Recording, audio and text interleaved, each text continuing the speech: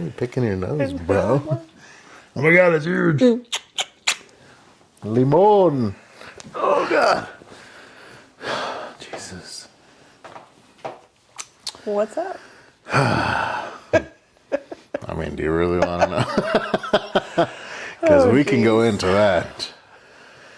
Oh God. Anyways, I'm still full. I'm not gonna lie. I'm not. You're not? I didn't eat that much. Damn, I did. Too much as always. But anyways. All right, let's get into it. You sure? I'm ready. You're ready? I'm ready. 100%. Yep. Honey P. Honey P. All right.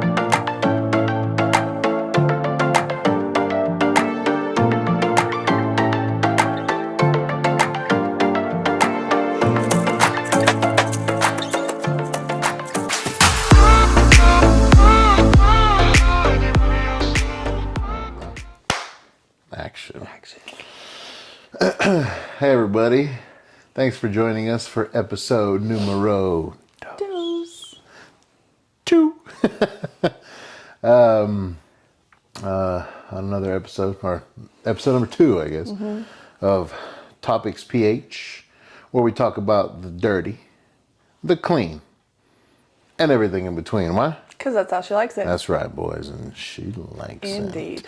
I am your world's greatest host, as always, Poppy, with my beautiful wife. Hermosa. And today, we're going to be talking about... Well, actually, let me show people my cup. Oh, yeah. So I got this cup today. If you didn't notice, I'm rocking the Chubs. Not like an actual chub, but like the Chubs. All right, cool. No, don't want the slug to poke out, you know what I mean? Say hi to everybody. But no, I'm rocking my chubby fit today, and I got this cup because my wife ordered me these shirts, and it's from Chubby's. It's got a bunch of cocks on it. Blue and yellow and green cocks. Yeah. It's actually pretty cool. It is a cool cup. It's called a tumbler. I think it's technically a wine glass with a lid. Really? Mm-hmm. Well, I fucking poured beer today. I don't give a fuck. Anyways, it's pretty legit. You guys should get one. Yeah. Oh, and this isn't an advertisement of any kind. I'll just let you know what I got. Like always, we just show you guys what we got, what we're drinking, what's going on. And yeah, that's my Chubby's cup, and we're drinking what? Apple Crown. Apple Crown. Crown Apple. Yeah, one of the two. Yeah, we tried it last week. It's pretty good. Yeah, it's really we good. liked it. Need more. Yeah, it's pretty delish, and we're drinking the Bud Lattes. As always. As always. So here's to another episode. Another episode. Of what? What's the episode? Oh, today we're going to be talking about blended families. Yes, we're blending. Blending. Delicious. As always. But yeah, blended families. We have a blended family. Would you have a blended family? What does our blended family consist of? Let's hear it. Well, we have 4 girls and 2 boys. And I had 4 kids before he and I got married. I had 4 kids with my first husband. I have a 13-year-old son, a 10-year-old son, a 10-year-old daughter. They're twins. And a 6-year-old daughter. And then you had... Yeah. And they didn't start off that way when we first met, but we'll get into that in a second. Right. Yes. I was like, wait. I we didn't only have 4 kids. We didn't just achieve those. Yeah. No, and I have, for my first marriage, I have 2 daughters. A will soon be 12-year-old, oldest daughter, and then a soon to be 10-year-old. Mm-hmm. Technically, we have triplets. Yeah. We always call them the triplets, or randomly call them the triplets. Yeah. Because those are our triplets. Yep. But yeah, that's our blended family, and we don't have any kids together. Nope. As if, or if not as if in the previous episode you didn't catch that, we don't have any kids together. We got a dog. He's an asshole. Yeah, sometimes he's just a little dumb, but it's not his fault, you know. In an episode coming up called DIY Homeowner WTF, we'll touch on my WTF. woes that involve the dog. Are you coming through your 6 with your woes like with Drake? my woes. Coming through with my oh. Yeah. Anyway. Hey, that was really good. That was, thanks. I like that. I've been practicing. Did you practice I that? did. Just for this. That was actually, I'm impressed right now. I'm not gonna lie. Because I'm white? No, just because I didn't expect you to do that. Like, that's on the spot. Thanks. It's kind of a revolving door of all. I like It's this. a cornucopia. You know, ever since that first podcast, you've changed. I'm changed. I'm evolving. You're evolving. You're Yeah. becoming a new Pokemon I'm or just what? a whole new. What's that one that gets all like weird and pretty? What's that? The Charmander? Is that the one that's like gets all? I'm just gonna stop. I don't know anything about I thought first of all Pokemon. you were going to say shawarma. No, that's like a. Yeah, that's what I food, thought you were isn't going it? to say. I'm becoming a shawarma. Isn't that food? Yeah, it's delicious too. So, but anyway, so Blended families. Blended families. That's our blended family. And, you know, I think what we'll start off with is, well, I'll ask you a question, get your opinion, and then we'll go into some facts. Yeah. Okay? Just so that. So in a blended family, in our blended family, right? Since obviously we have experience in it, what do you think was a difficult part in our blended family in the beginning? Like, I guess, the combining us, blending us together. I think it was. I think, really looking back on it, I think children are loyal to parents, and I feel like that when you're divorced, those children, they maintain the loyalty to both parents. And so in our situation, we remarried, but our exes did not. His ex-wife has remarried since then, but it's been very recent. So, you know, they saw here we had a family, here my mom has a husband, my dad has a wife, and the other one doesn't. And so I feel like children innately have a loyalty to the other parent.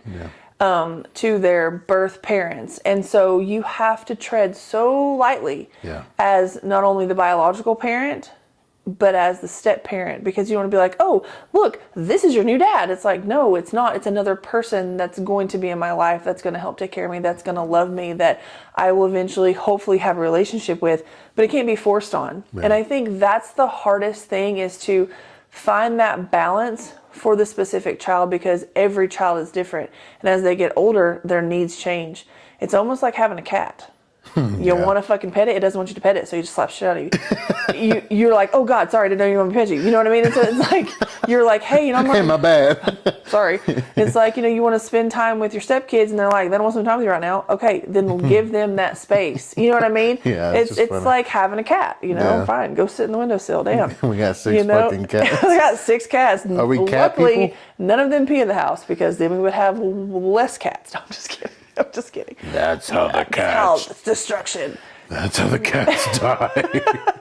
But no, I think that's the hardest thing, is just showing them, I'm not trying to replace your mom.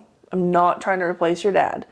What I'm trying to do is, there's someone that I love, someone that I have chosen to spend my life with, and they want to be in your life too. Yeah. And I think that is such a hard balance, because you can go like hardcore and be like, what's this new term, the Disneyland parent, where they buy you everything, or you can just be completely like non-existent.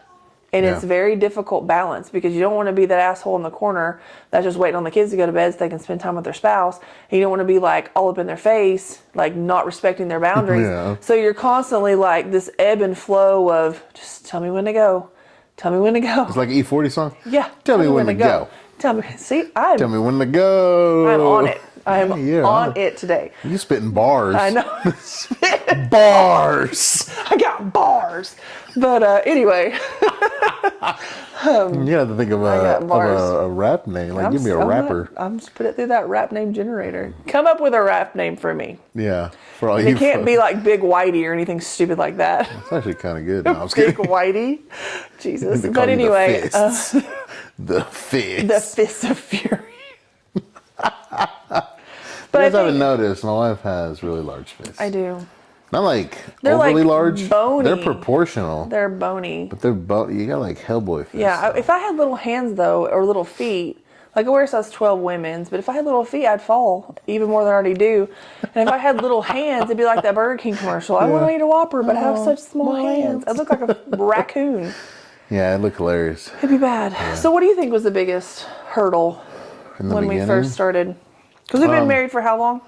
4, going on 5. Yeah, it'll be 4 years now. Yeah, it'll be 4 years this year, and then 5 next year, which will have a huge wedding then. And just a little background, our kids, when we first met, when we allowed our children to meet each other. Yeah.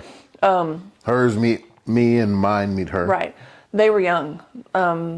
our youngest was, or the youngest child was almost 2. Almost. And then the triplets that we spoke about were 5. Yeah. And then the oldest daughter was 7, and the oldest son was 9. Yeah. So they were 9, 7, 3 5s, and barely 2. So they were very, very young. So we have had, they've grown so much in the last 4 years. Like, it's crazy. I mean, when you look at 2 to 6, like. Yeah, I know. And then you look at 7 to 12. God, it's like she was like this little fat little girl, and now she's like grown up with almost a damn woman, freaking attitude and all kinds of shit. Yeah. But she's like, and their brains are just so like, just the way they think and their ideas. And like I was telling our oldest, like, I remember when your fingers looked like Play-Doh that just got stuck on a ball of other Play-Doh. He was just like so Vienna freaking fat, sausages. and now he's like turning into a man, and it's just so crazy. Like it seems like 4 years is such a short amount of time. And it is a short amount of time when you look at you and I. It's like we just this is, you know what I mean? Yeah. Like it feels like we've been together forever, but at the same time, it's like it's not been long enough. You know what I mean? But for them, it's like, God, has it been a whole freaking lifetime? Because they've changed so much, Yeah. But I'm sorry. What did you think the biggest obstacle was? My freaking phone made a stupid noise.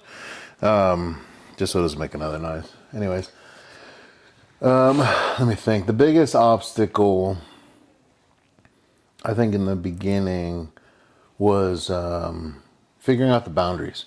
So like figuring out, because obviously we've never done this before. Yeah.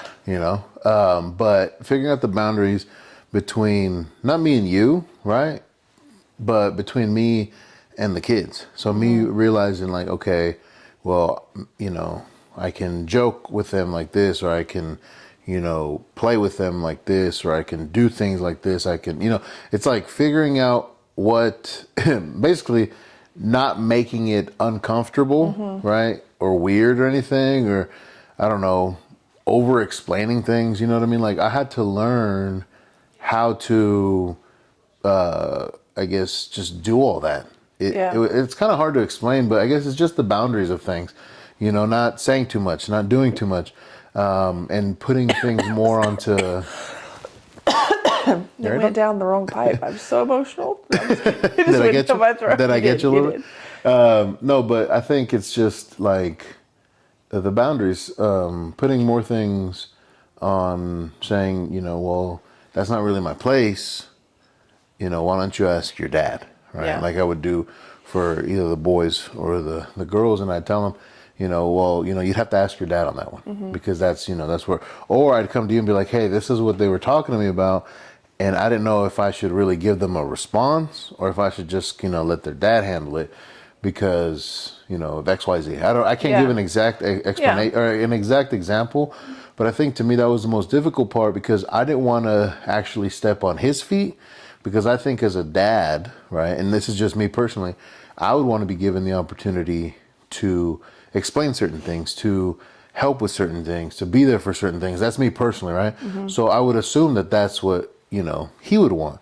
And so I would try to, I guess, not overdo it in that sense. Sorry, I had a burp. That's the beer. Yeah, it is. It gets me every time. Freaking Bud Light. It's delicious, but it'll get you.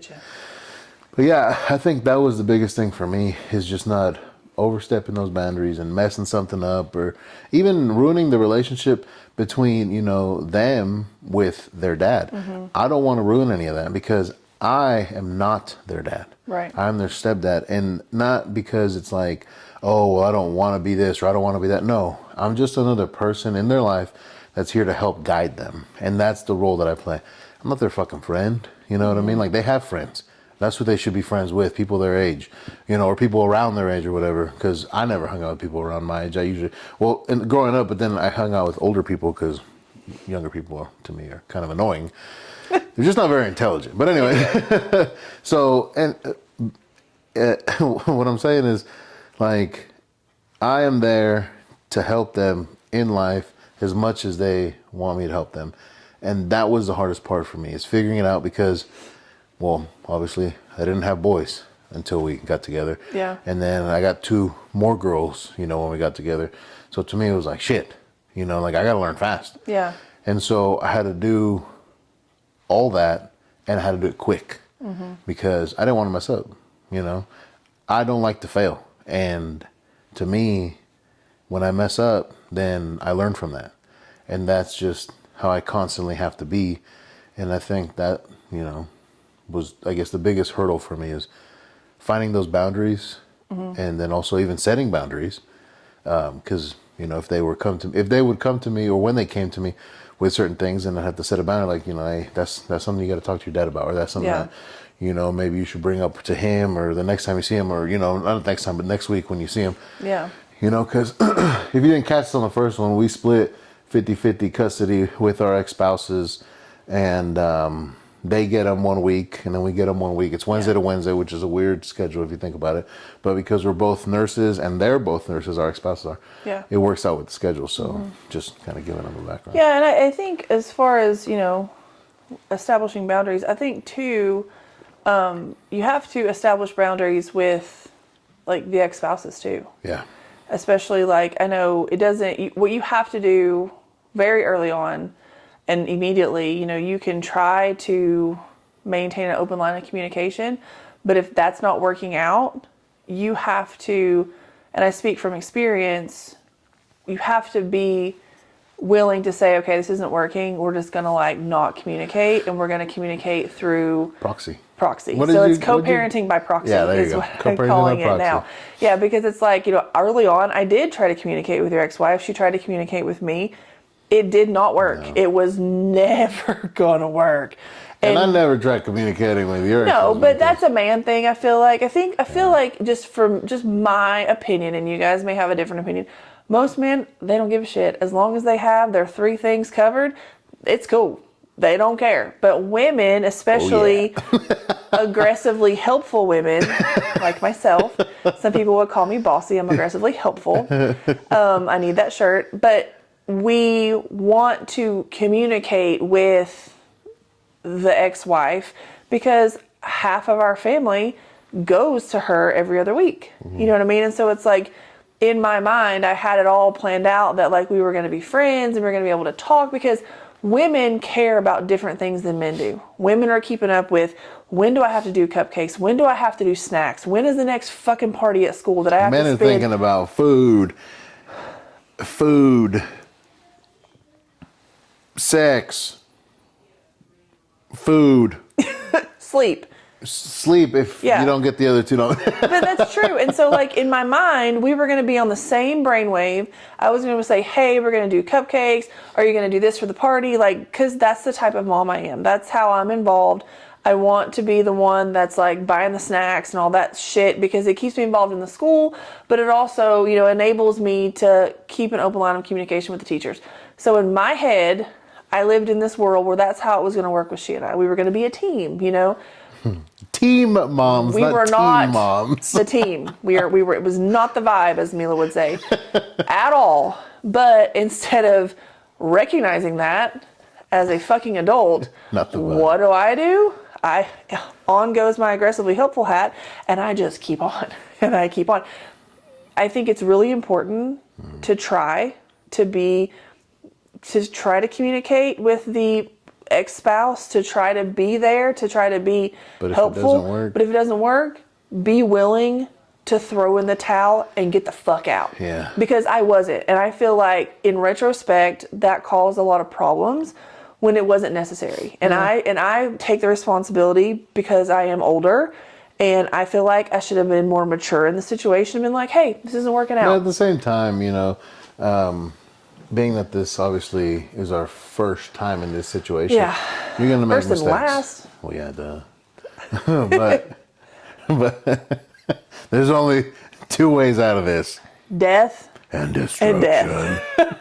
Just death. That's just it. Death? Yeah. Just death. Destruction that will further lead to death. Yeah. It's pretty good. It's death, yeah.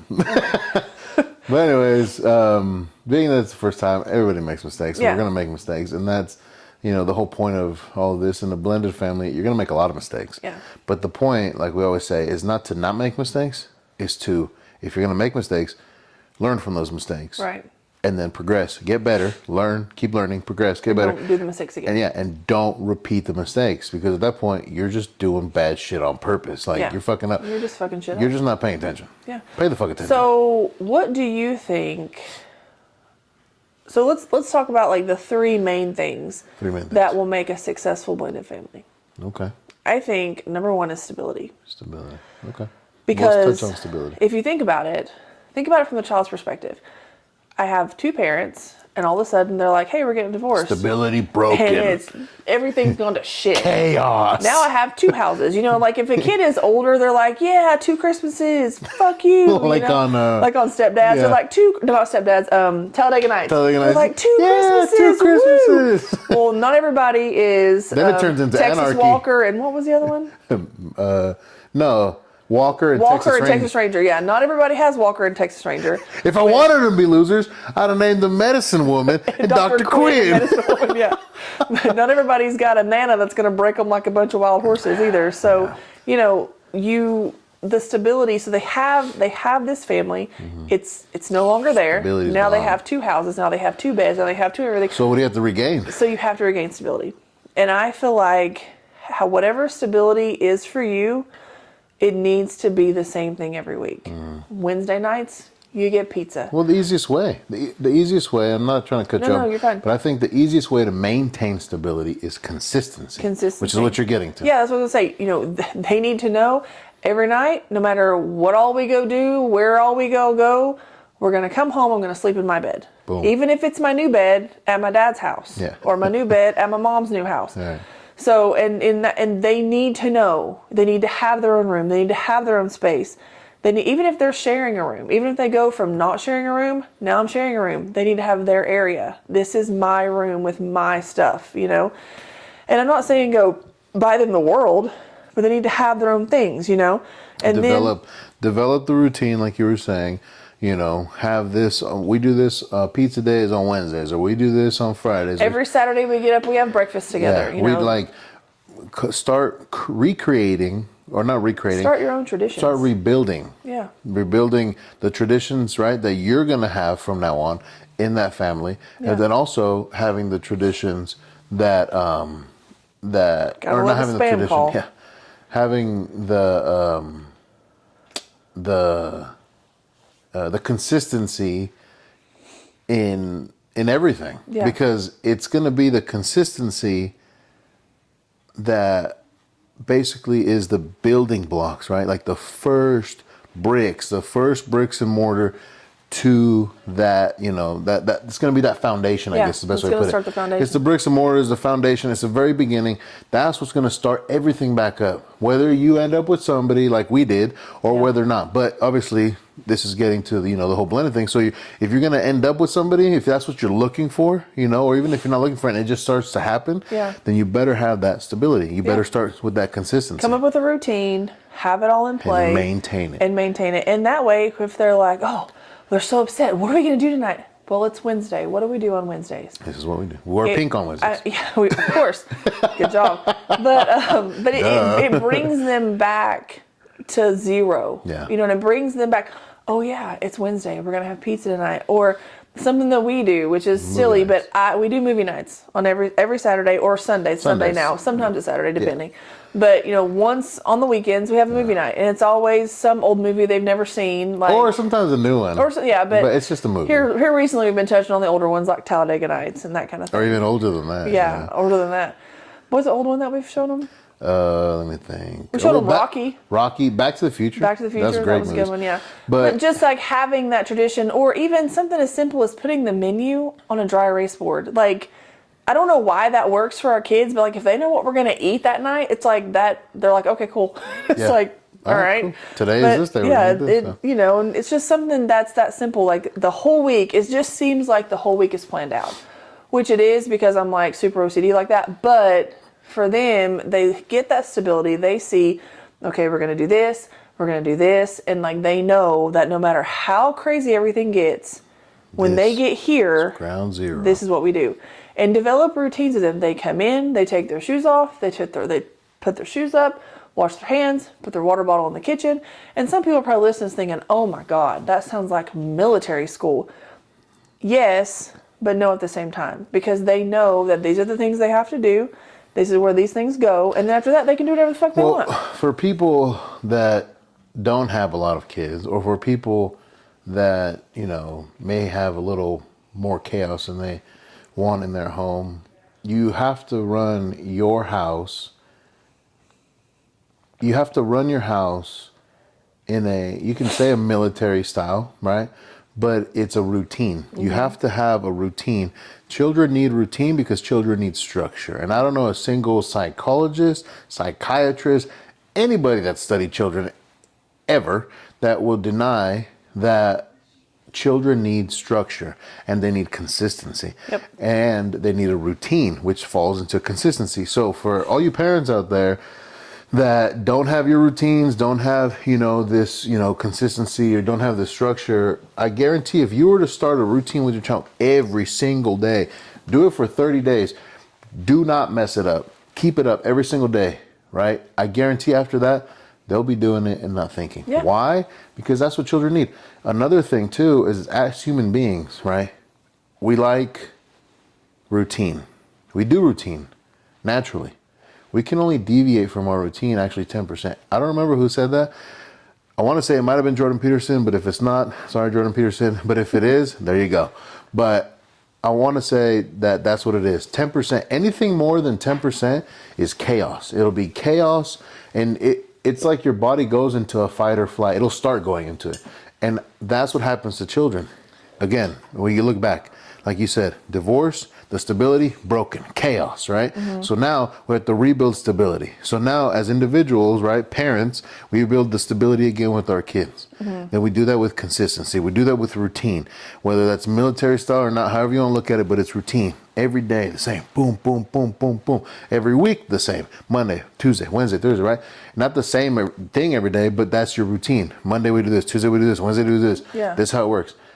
And then, like you said, the next step, the very next step to building that, freaking stable household, so that if it becomes blended like we do, right? The next step that we did, because after we met and we introduced our kids to each other, we started to make that the stability, because we started it individually, but it came stronger once we were together, because now it was a male and a female, husband and wife. It could be male, male, female, female, whatever it is. But what I'm saying, our situation, male and female, husband and wife, we made our stability even stronger because we had each other. So they saw, okay, well, this is a mom or my mom. This is a dad or my dad, right? And with that, they're like, okay, well, I had consistency and stability with him. I had consistency and stability with her. Well, they're introducing me to something new. So there's a little bit of chaos right now. But because I know he's consistent and he's stable, and I know she is as well, consistent and stable, maybe this isn't going to be so bad. Boom. Right there. They give it a chance, right? The door a little is bit, open. A little bit There's of trust. a crack in the window. Yeah, there's a little bit of trust. That leads to the next thing. Respect. Yep. So now, right, it's the respect thing. You touched on it earlier. They have their own stuff. They have their own rooms, whether they share it or not. They got their own beds. They got their own whatever it is. Respect.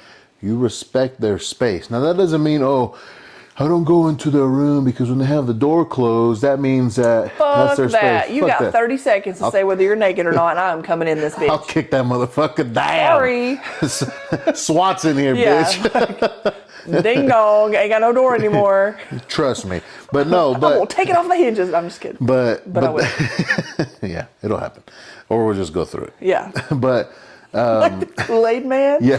Oh yeah. I'll kick the wall down. I don't give a shit. You don't know me. I know. I do know you. That's why I said the Kool-Aid man. You're going through that I'll thing. go through that motherfucker. Ain't stopping me. He knows which doors are solid and which aren't. And even the ones that are solid, I'll find something to go through them with.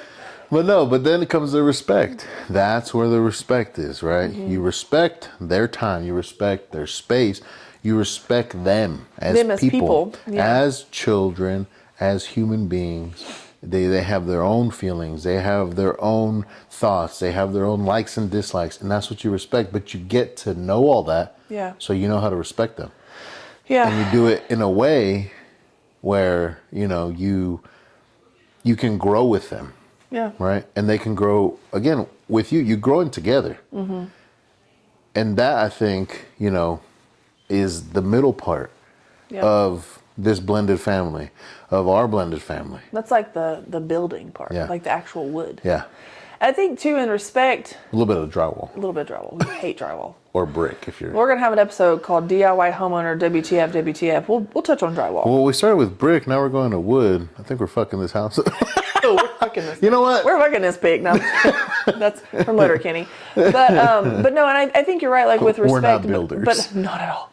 But the respect, it really touches. You have to respect the children, but you also have to respect the children as children of other people. Exactly. Because you have to see, okay, these kids have a mom. These kids have a dad. They don't need me to be their mom. They need me to be their mom here. They need you to be their dad here. They need you to be the figure, a person that loves them in addition to. Right. Not forget what your mom said. This is what I say. Yeah. You know, that can't work. You have to respect them and then respect the other parent too. It's kind of like what we say, you know, this is how we do things here. Yeah. And that is how they do things in their houses. And just because it's different doesn't mean it's wrong. It's just not right for us. Exactly. And that's the thing. It's like, yeah, and we've had this conversation a million times. Millions when you of grow fucking up, times.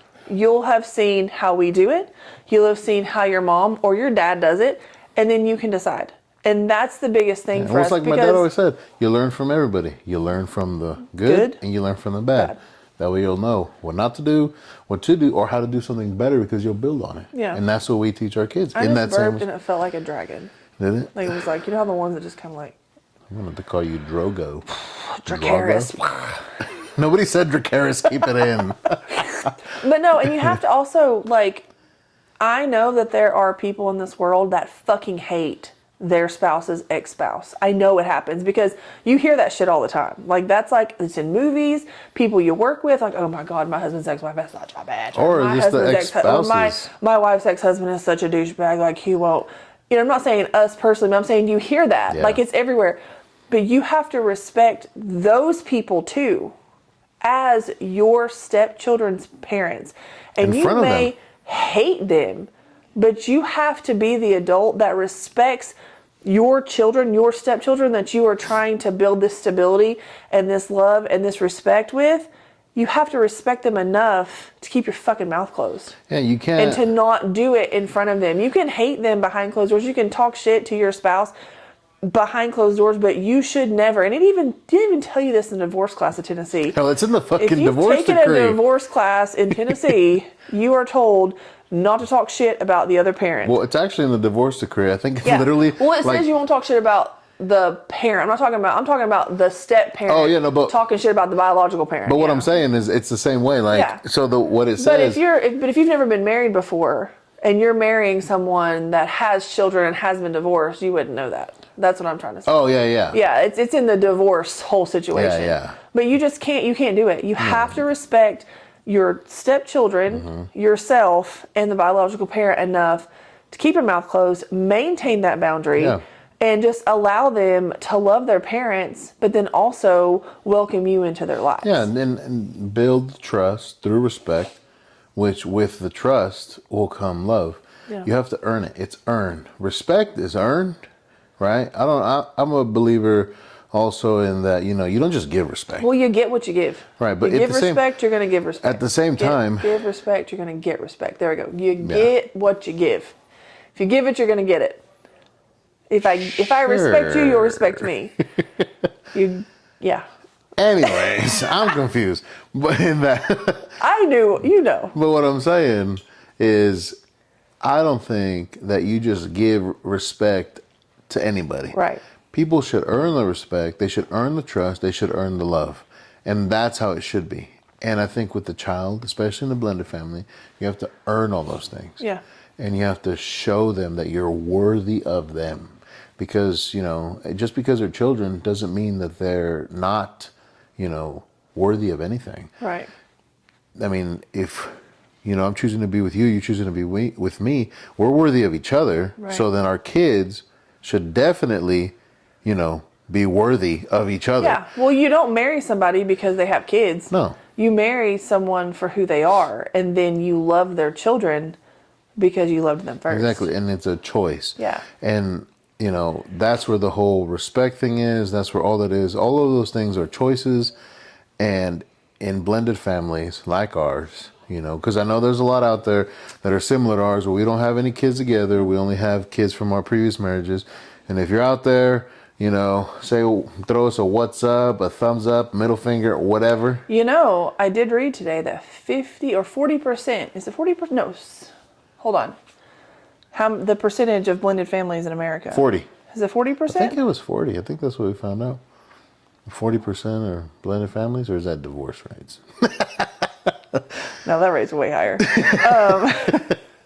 Approximately 50% of all children in the United States will witness the ending of a parent's marriage. In the U.S., divorce rate for first marriages is 41 to 50%. So 40% of families in the U.S. are blended with at least one partner having a child from a previous relationship before marriage. There you go. So for 40% of you out there, you know, hit us up. And 50% of kids, which you shouldn't be listening to this anyway, I don't think. It's a little explicit. But, yeah. Go to bed. I'm just kidding. Hit us up. Say what's up. Especially if your situation's like ours, you know, and continue to listen to us. But yeah, in our situation, that's how it is. We have a blended family. We had to earn our children's respect in every aspect. We had to maintain the stability of, you know, our home individually, and then when we met together, you know, and those are very important in a blended family. They're important in the traditional family, but I think as a blended family, you face them a lot harsher because you don't have to start over, but also you don't, you know, get impacted by outside things. Well, and in a blended family, you start all that with preconceived notions. Yeah. I mean, I'm fighting every fucking wicked stepmother that Disney has to offer. Yeah. You know, like, all Yeah, right. why is that? You know, I don't know. Why is it always a stepmom? Why is she always the bitch? Where's the stepdads in Disney? Disney, if you're listening, I need a wicked stepfather, please. Thank you. I think it's because stepdads die. Maybe you're right. Or dads die in Dads Disney die. movies. They're always killing dads. Well, except for King Triton. Well, in Moana. Oh, he died. Moana's dad didn't die. I thought he died. No. Are you sure? 100%. I don't remember though. He was there to greet her when she rode her little boat back after Maui and the, what's the island? The island, the green lady? Tafiti. After she gave him the hook back. Tahiti? And then he let her go and she went back to her dad and her mom. Moana's dad didn't die. Anyways. Yeah, you're fighting preconceived notions. You know, because, you know, whether it's chatter from somewhere else or hell, it could even be like a kid at school. Yeah, you know, kids oh talk my shit. God, my stepmom is such a bitch. And then your kid's thinking, oh my God, is my stepmom gonna be a bitch? Shit, what if she is, you know? Yeah. And so they're already thinking, well, this bitch, you know, or my stepdad is a dick, I can't stand him. All he wants to do is be around my mom, you know? And it's like, and Well, then yeah, have you seen, you know? and then you're fighting that, where it's like, no, man, I'm here to listen too. You know, I'm here to support After. you. Anyway, but I'm in or around you. anyway, but it's true. You know, you have preconceived notions, you know, and also I think it's a hard balance because like we talked about earlier, you want to maintain that stability, you want to respect them, but it's like having like the cat thing, like having a cat. It's like, do cats want to be petted now? Oh shit, no. And they hit you. It's like, oh, I didn't know you want to talk right now, my bad. And so it's like, you don't want to be like an absent parent, but you don't want to be like overly aggressive too. Like, hey, how's your day? Do you want to hold hands? Do you want to paint your nails? And then like, get the fuck away from me, crazy lady. You know what I mean? So you have to like be able to judge that. And I think that comes with paying attention. You know, and that's something that we're trying to teach our 6-year-old right now. It's like, pay attention and care, you know? We've had to teach all those damn kids. All 6 of these fucks. He means that with such love and sincerity. I do. When I say fucks, I mean it equally, right? Yes. Because, you know. You're equal opportunity. I'm an equal insulter. opportunity and hater. hate. No, I don't understand pronouns, so, you know, I just call everybody fucks. And that way it's also equal. your favorite rule of measurement, like how many fucks? fucking huge, or how how many many? fucks I don't give, Yeah, it's also or like big ass fuck. It's Yeah. a good. It's also my favorite action when you add ing to the end. Anyway, so yeah, exactly. Thank you. Hey, Yeah, I you're got on you. it today. I'm telling you. No, but yeah, you know, it's true. We've had to teach a lot of them all these things, and I think the last part that we touch on is communication. Yes, In absolutely. a blended family, you know, not only do you have to have a lot of stability, any family you do, but stability has to be recreated. Or reestablished, not recreated, Yeah, reestablished. reestablished. And Or just established from the beginning. yeah, it was. It was actually was established for us from the beginning. I meant like established for the first time, period. That's what I'm trying to say. Some families, Sometimes because there was and I no think stability that, before. and I think that's part of it too. Why the stability is so important, because if you come, like, let's just say two people parent differently, they live differently, and that's part of the reason why they got divorced, because they didn't grow together, they grew apart, they have different likes and wants and desires and whatever. Then these children are coming from a place of chaos. Not necessarily ours, but it's very possible. Yes, people out there. People out there that it's like, okay, now, so these kids are used to no bedtime, eating whenever they want to, doing whatever the fuck, and now it's like, I gotta go and sit down and eat with these people? What the hell? Oh, and hell. that's where respect comes in too, because it's like, hey, I understand that you don't want to do this right now, but this is important to me. And as your mom or as your dad, I really want you to sit with me because I care about you. Yeah, and it's like recognizing this is different. I respect that it's different for you. Yeah. But out of respect for me, I would like for you to sit down and eat with us. You know, that kind of thing. Yeah. And It's not like, do it now, damn it, or else we'll take your phone. It's like, no, it doesn't work that way. you should never threaten any child, I don't think. And you should never, especially you should never threaten a fucking stepchild, because you're going to get nowhere. You're going to lose. You're just going to be an asshole. Your threats are going to be fucking... It's going to be like, all right, and? Yeah, and what are you going to do? Yeah. You know what I mean? Because it's going to turn into every rom-com. You're not my dad. You're not my mom. Yeah. You can't tell me what to do. But yeah, I mean... Like every episode of Full House. Yeah. It's true though, but you know, you just can't do shit like that. You have to earn it. You have to earn all that stuff. But it leads me to the next part, which is communication, right? Yep. And communication is huge. That's the roof. Those two other things are extremely huge. But communication, I think, honestly, communication is the root because it's above all else. Communication kind of encapsulates everything. And it's about communication with each other. In a blended family, like I was touching earlier, we don't have anything that holds us together because we don't have kids together. So our communication is huge. The way that we, you know, talk to each other has to be with respect. We also have to be stable-minded because we can't just lose our shit and then start fucking, you know, yelling and kicking and screaming like a toddler because it gets you nowhere. You know, you're not going to be heard. And we've both had... And it's not a good example. Yeah, exactly. And also, you know, you have to be able to communicate not just only effectively and efficiently, but... Again, with respect. And you don't do it in front of your fucking kids. Exactly. Do not do that shit in front of your kids. And the main reason is because they're children. You don't do it when they're little. You don't do it when they're teenagers. You don't do it when they're fucking adults. Why? Because they're still your children. Yeah. And they're children not here, right? But mentally. But mentally. And they don't need to see that part. What they need to see is that two people can have a discussion, kind of like what we're doing now. They can have a discussion just like this, right? And they can say, hey, this is what you did earlier, and I didn't agree with that. Yeah. Why did you do that? And I just want to know. I'm not trying to Just say. explain it to me so I can understand. And then if at that point it's like, okay, well, the reason I bring it up, right, after you explained it, is because I thought it to be wrong, and I still see it to be wrong. And then the other person can respond with, well, you know, I wasn't trying to say it in the way that you're seeing it.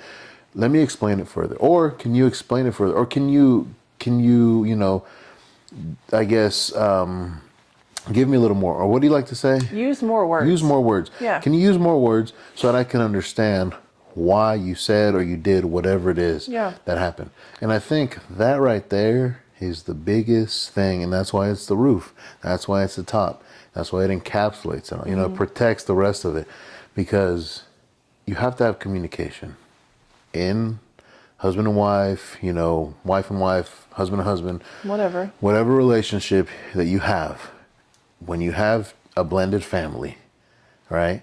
In that relationship, it's huge between the couple and the one of the parents and the children. Yeah. Because the communication that we have with our kids has to be full of respect, full of love, full of openness. Just of acceptance, you know? And it's like acceptance you're is not gonna huge. there's so many times where it's like, and we'll touch on lying in another episode because that's such a big deal.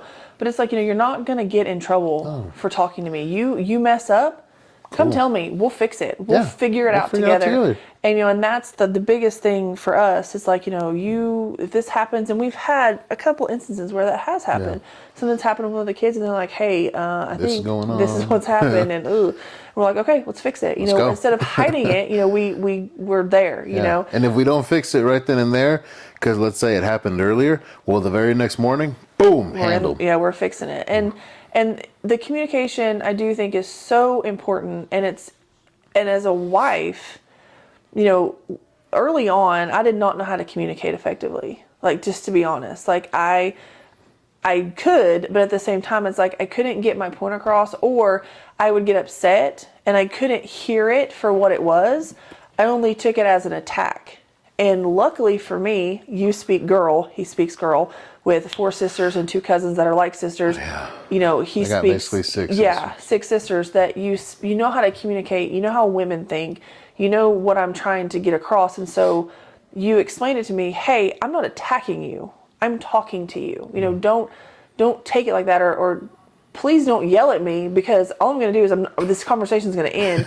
And then when you want to come back to me and talk to me like a human, then we'll communicate, you know? And so that I had to learn how to do it. Well, I think what I said was, you know, if you're going to yell at me, that's fine. I'm just not going to listen. So when you're done yelling, then we can continue our conversation, because, well, all you want to do is yell, and that's fine. Yeah, I'm right here. But in my defense, that's how I naturally communicate. It's like, oh, you obviously didn't hear me the first time because you didn't respond the way I wanted you to, so I'm just going to say it louder, which doesn't work. It also doesn't work. I'm very hard-headed when I have a solution and I know it works and I know it's going to work and I know this and that. I think that that's the only solution. Yeah. Or I think that all my solutions, because sometimes I have multiple solutions, I'm like, these are the only ones that'll work. And I don't think outside of that, because I've seen them work, I know they'll work, and I've had them work. And then I'm not open to another one, because like, well, why can't we just do these 5? They all freaking 30. work, Yeah. you know? But it's like, well, sometimes I'm so hard-headed that it's like, you know what? I have to just say, okay, you know what? We'll do it your way. And if it doesn't work, then you can come up with another solution. We'll figure it out together. Or we figure it out, right? Or, you know, like I've said recently, well, I hope you have other solutions, because all of mine seem to not be, you know, worthy of being used. So, you know, and I don't mean that in like being an asshole, you know what I mean? I'm just saying, like, well, they're not they're not the solution that is being looked for, you know, because maybe they're all too similar. Maybe they just don't fit. But, you know, whatever it is, the criteria that is trying to fit. But that's my problem. And that's why sometimes I'll even say, and, you know, for, you know, most of you people out there that are hard-headed like me, sometimes you just need to say, you know what, we'll do it your way. And if that doesn't work, then we'll try another one. Yeah. Because there's no point in being so hard-headed that you just don't give something else a chance and at least let it fail. Yeah. Because usually if it's going to fail, it's going to fail right away. Well, and I think too, as a woman, you have to be willing to ask the hard questions, because women are so bad they have it all figured out. This is why he said this. This is why he did this. I know him. No, you necessarily don't. Ask. I think that's the one up that some people gain in a blended marriage, is because in the previous marriage, sometimes they don't ask the hard questions. Right. Both male and female. They know the problem and they don't want to fuck up again. Yeah. You know what I mean? Like, I'm only going to lose once, you know? And it's like, I can't be a total failure. Can't be a total failure. Thank you, Eli. Yeah. And that's the thing, like, you have to ask the hard questions. And as women, especially women like me, who want to respect my husband, you're the head of the household. Like, you make decisions for us because I entrust that in you. I only make decisions. But I'm also your neck. You're the head, I'm the neck. I only make decisions that you have previously told me to make. Okay? but what I'm saying is, like, as a woman, you want to respect your husband, because that's important. For me, that's important. But you can still respect your spouse, be it man, whatever it is. You can respect your spouse and respectfully ask questions. Yeah. Because the last thing you want to do is just let that build resentment. Well, he said this because of this. How do you fucking know? You don't know until you ask. And there have been so many times where I thought I knew why until I asked you, and that was not why. Yeah. And I'm like, well, don't I just look like a fucking asshole? You know what I mean? But that's good, because then every single time we've had this hard conversation or a hard conversation, we have come out so much better on the other end, so much stronger. And that, I think, lack of communication is why marriages fall apart, and lack of communication is why blended families don't work, because they don't talk to their kids. They don't just like say, hey, how was your day? You always ask the best questions when we're talking about communication. How do you get the kids talking after school? Because I'm always like, how was your day? And they're like, fine. Well, I've found out that the best way to get a child to talk, really to get anybody to talk, is to kind of ask them a weird question. Something that they're normally not asked. You know, like every kid, whenever they were asked about school or something, and it's like a yes or no, right? Especially school, though. How was school? Oh, it's fine. Oh, it was lame. Oh, it was nothing, right? But for the kids, usually, especially with like Mila, I'll ask her and I'll say, so, hey, what's something weird that happened today? She's like, what do you mean? I'm like, well, just something that's weird, out of the ordinary, right? School's lame, so what's like something weird or funny? You know what I mean? Or she has this guy or kid that's in her class, right? And I don't know his name, I forget it, but I only know him as the juiciest man to walk this land. And I mean that in like the most like he has his own theme song. Hilarious way. So for all you out there, that he literally says this, and he says this to my daughter. He says it to everybody, but he'll like walk around and he'll sit there. He'll be like, "I'm the juiciest man to walk this land." He like strut. I've never seen this. But we hope to meet him. Yeah, and soon. that's what he does. And it's the funniest thing. I think it's hilarious. Just the confidence is so fucking awesome. I don't know where he got it from or if he just made it up or what, but I think it's freaking hilarious. So I'll ask him, say, hey, so what did the juiciest man to walk this land do today, right? At school? And she'll tell me his name, which I always forget because I'm terrible with names. Excuse me, goodness, sorry. But so then she'll go on, she'll tell me about whatever he did or if he did that, and then she'll tell me about her friends, or the teacher, or as always, complaining about the damn janitor, because apparently the janitors over there, they get paid and they don't clean. That's what Mila always says. Which is not true, because every time we went to that school, it is a very nice school. Or the other thing, which I forgot, was that sometimes I guess they'll go into classrooms and clean, but they'll take the pencils. And they're like, why are they stealing pencils? Do these janitors need pencils? But I think they probably grab the pencils and like put them on the teacher's desk or somewhere. Yeah, or they probably have like a pencil, like they know where to put them or something. And so like she has this, I think she has a conspiracy theory. Well, Mila is the child that one day, she was about 6 or 7, and she was walking around the house with a notebook, and she was looking up, and she, okay. And then you asked her, like, what are you doing? She was like, I was checking to see how many smoke detectors are in this household, and we do not have enough. And I'm thinking, are we not up to code? What? How does she know this? She's like 7 years old, doing literally a safety inspection. She literally said, we're missing one here, and come follow me, okay? Come follow me.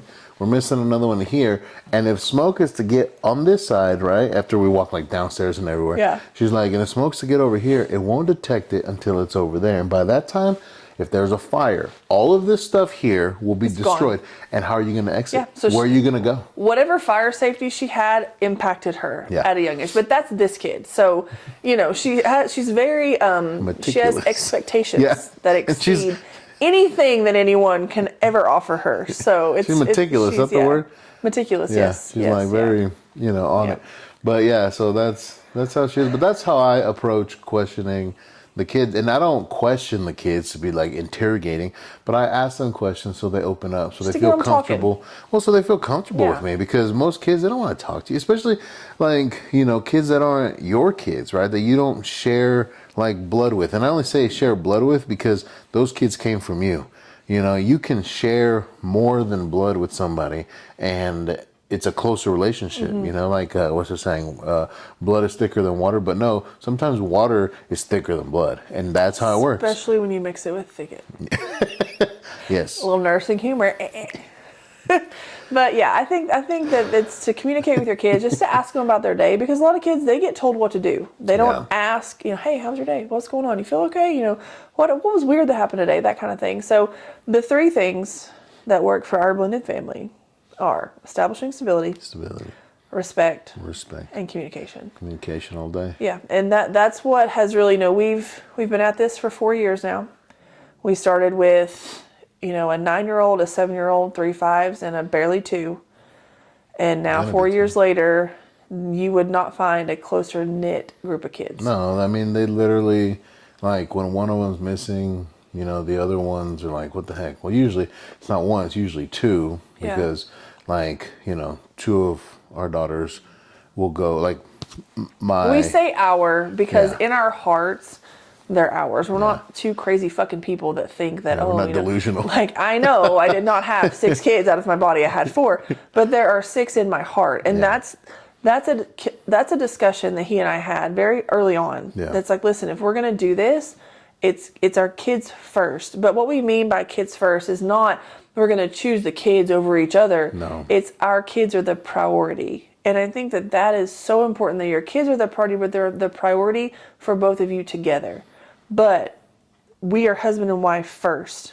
And that brings me, not to cut you off, but you're fine. That brings me to, another topic we'll have later on, which will be on relationships, right? You have multiple relationships in a relationship. People just don't see that. And the best way I can explain it, to give you a little preview, is that we have a relationship together as husband and wife.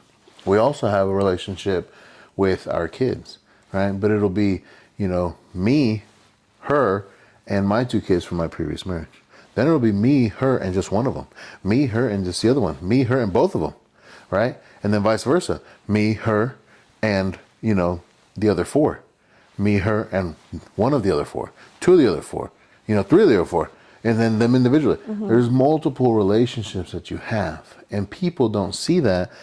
And to include in that, it's outside of that too. You know what I mean? Because this is our intermediate family right here. And people don't understand that either. And then outside of that, you have parents, you have cousins, you have brothers and sisters.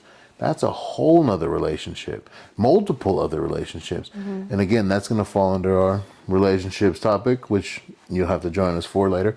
But that's just a little some of it, and we have our relationship together as husband and wife, which we do not take away from when we are, involved with our children in any situation. We also won't take away from them. It's a balance. Mm-hmm. And the way we have that balance is we spend time with our kids when we have our kids. We make them a priority. But at that same time, inside of that, we find time for ourselves. Right. So there's an equal amount of time. If in the morning, even if it's like an hour on the couch at night after everybody goes to bed. Or even if it's something like this, right? Yeah, right now. An hour right now when they're in their rooms practicing guitar, playing video games or whatever. I think one of them's taking a nap. Yeah. The oldest girl's taking a nap. Whatever, she's tired. Whatever it may be, but it's like we find time to do things together so that we maintain our relationship as husband and wife, as a couple, right? For all you couples out there. You maintain that, but then you also maintain the family aspect of it with your children. Mm-hmm. We never take away from either one. Right. And by doing that, you're the example. Like, they're going to remember when they're little kids, like when they were little, they're going to remember, like when they're grown up, they'll think, I remember my mom and my stepdad, or my dad and my stepmom. They were so close. They did everything together. They were always so respectful to each other. They spoke so kindly to each other. I never saw them, fight or discuss stuff that was weird in front of me. So you were going to be the example of how Unless they brought up the fucking weird questions. But then we talk to them together. We're always respectful. We're not over here talking about us having sex in front of our freaking kids. Like that's what I mean. Like nothing weird. Like not adult conversations. Yeah, not adult conversations in front of our kids. And a lot of times, like if our kids ask us something like that's too adult, we'll be like, hey, you probably heard that on YouTube, number one. Or the first question is, where'd you hear that shit? And then it's like, okay, I could explain that to you, but you're not old enough to understand. Because let's be honest, it's 2024. There are kids out there that see stuff they should not, and then they come to school and they want to talk about it. Like, we had one of our daughters, one of her friends that's no longer at that school anymore, told the whole, fourth grade? Yeah. What sex was. And I'm like, okay, in detail. in depth, like how Everybody. it worked. So much so, the teacher had to intervene because apparently that's all this child was talking about And at the not age only of that, 9 and 10. but then she took her to the principal, and then after that, Yeah, so what I mean by that is they're exposed to it, and if you think they're not, then you are naive. Then you're delusional. Yeah. So, when those conversations arise, it's like, hey, you're not old enough to understand, and when you are, I will tell you, but that is something that is relating to XYZ, be it that's relating to sex, or that's relating to something that adults do, or whatever, but when you're old enough, we'll talk about it. Or But we'll say too that it's not even when you're old enough, it's when you're older and you can understand the words that I have to use, because there's words inside definitions for certain words that you still won't understand. Yeah. And it doesn't matter how much I break it down, you still won't understand. draw a diagram and you won't get it. Yeah. Yeah, and it's just because they're not meant to. Well, and that's where you respect them for who they are, and you're able to communicate them effectively, and you have the stability mentally to say, okay, wait, I'm not going to freak the fuck out. I'm not going to be like, oh my God, how do you know what that is? Perfect. You're just going to be like, hey, okay. Yeah. Number one, where did you hear that? Number two, okay, and then you have your explanation. Even if it's like something that you write down on a card that you have to read to them, like that's fine, because we understand not everybody is able to communicate. Or even if you don't have the answer, right? Then you find out. Let me get back to you on that. Yeah. That kind of thing. That's fine. We learn that as nurses when JCO comes through, Joint Commission comes through every year, every hospital. And when we used to work days, they would drill it into your head. If you don't know the answer that a JCO representative asks you, you don't say, I don't know. You say, let me find hold on, just say, let me find out. Let me get that information for you. That's the answer. You know what? I'll find the information. Give me just 1 second. I'll find out. And then you run. Or if you're me, you just say, hey, you know what? Let me go talk to the house supervisor real fast. And guess who the house supervisor was? And I'll get your answer for you. Hello, house supervisor. And I didn't know either. But I knew people who did. But yeah, so those three things, I think, and every day we learn from it. We learn from our kids. We learn from, mistakes that we made, or not necessarily mistakes, but things we could do better. Yeah. Every day. And that, the willingness to learn from the good and the bad, and what to continue, what to change. But I think the three pillars for having a successfully blended family. Yeah. Stability, respect, and communication. Yep. Without those, you can't do it. And it's not, those don't just apply to a blended family, but those have applied to ours and have maintained ours and have established ours and continue to help us as, the three, I guess, pillars, you can say, right? And they continue to just help us out in ours. So if you have other things to add to that, other pillars that you use, for those of you listeing out there, I don't know, it was a pillow fight. It's a pillar. In the South, this is a pillar too. This is a pillar. For those of you listening out there to this, if you have anything to add to that would help us out too, or even just the way that you do things, let us know. Type it up. What works for you? Put it in the comments. Send us a message or wherever you can. Yeah. And just let us know how it is that things are for you, that work for you. Whether again you have a blended family like ours, where we don't have any kids together, or where you do have kids together, or even if you have a traditional marriage, right, where it is your first and only marriage, and you've had things that work for you, because honestly, the first and traditional marriages, like those traditional marriages, those right there are the hardest ones. Those right there are the freaking the unicorns, right? There's very few of them. And I think they're becoming less, but not in a bad way. I think it's just, it's just something that's happening. Yeah. But again, for all those different types out there, just let us know. Hit us up, send us some messages. Direct message on Facebook, or we'll have YouTube. Yeah, we'll have snippets of it on TikTok too. Leave us comments on TikTok. Yeah. And if you think we're full of shit, we want to hear that too. Yeah. Because we're always open to criticism. We want to learn. We want to evolve and be better. Yeah, and also now you can also find us on. You can listen to us on Spotify and Apple Podcasts. And we'll probably be on some other ones as we continue on. But just, let us know what's up. Let us know what you think. That's just, what we found out, that works for us, and what we've developed over the past 4 years, soon to be 4 years. Yep. And yeah. Yep. That's it. That's pretty much it. So, well, I guess thanks for listening. Thanks for watching. For those of you watching, continue to like, subscribe, follow, leave us comments. Click all the buttons. Click all that. And again, I am your world's greatest host, Poppy, with my beautiful wife. And Rosa. And this has been another episode of Topics PH. PH. And speaking of pee, I gotta pee. The dirty, the clean, and everything in between. Why? Because that's how she likes it. Later.